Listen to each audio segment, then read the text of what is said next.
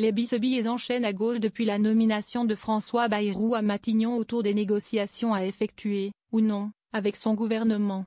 Nouvel épisode dans cette longue série ce jeudi 9 janvier.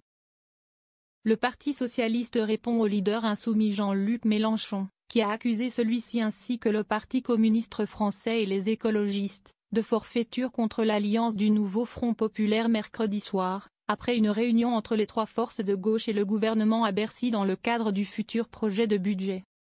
La gauche du tout ou rien, si est aujourd'hui la gauche du rien, cingle en retour Olivier Faure, premier secrétaire du parti au Point et à la Rose, sur TF1. Avant de justifier sa stratégie, moi, ce que je veux c'est arracher des victoires, faire en sorte que la politique conduite depuis 7 ans puisse connaître une inflexion. Et de mettre en avant la nécessité de parvenir à un compromis, faute de majorité à l'Assemblée nationale. Nous n'avons pas l'ambition de faire appliquer tout le programme.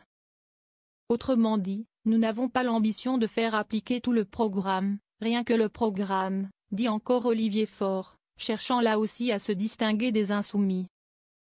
Ces derniers ont pour l'instant refusé d'entrer formellement en négociation avec le gouvernement, préférant attendre la déclaration de politique générale de François Bayrou le 14 janvier.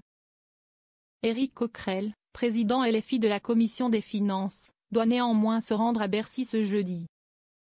Le mouvement pousse depuis des semaines pour une démission d'Emmanuel Macron, jugeant qu'il s'agit de la seule solution pour mettre un terme à l'instabilité politique. Les insoumis critiquent largement les décisions de leurs collègues. Dans sa réaction de mercredi soir, Jean-Luc Mélenchon tance sur X une petite gauche traditionnelle, qui n'a rien à offrir. Tout en scène prenant aux négociateurs socialistes, communistes et écologistes ridicules de servilité, d'après lui. Retour d'une détestation populaire du PS. Entre LFI et le PS, chacun met la pression sur l'autre. Si vous votez le budget vous êtes dans le soutien du gouvernement. A fait valoir le coordinateur de LFI Manuel Bompard mercredi soir, selon l'AFP, ajoutant « Je commence à sentir le retour d'une détestation populaire du PS à un niveau post-Hollande ». Olivier Faure a eu la chance d'avoir la NUP, ça a permis au PS de revenir en manifestation. Attention, je les mets en garde, les sifflets pourraient revenir plus vite que prévu. Côté socialiste, on cultive la culture de parti de gouvernement. Olivier Faure joue l'opinion sur TF1. Nous ne cherchons rien d'autre que de satisfaire les Françaises et les Français, explique-t-il. Quant au nouveau Front populaire, si l'alliance venait à exploser, Olivier Faure prévient par avance. Ce n'est pas moi qui rompt, dit-il, renvoyant la faute à Jean-Luc Mélenchon, dont il dénonce l'intransigeance et l'obsession présidentielle. Reste que si chacun multiplie les mises en garde, rien n'est fait dans cette séquence. Aucun accord actant une non-censure n'est à déclarer chez les socialistes pour l'instant. Il est difficile de dire ce qu'il en sera au final, admet Olivier Faure, tout en soulignant une volonté exprimée de part et d'autre de parvenir à un accord.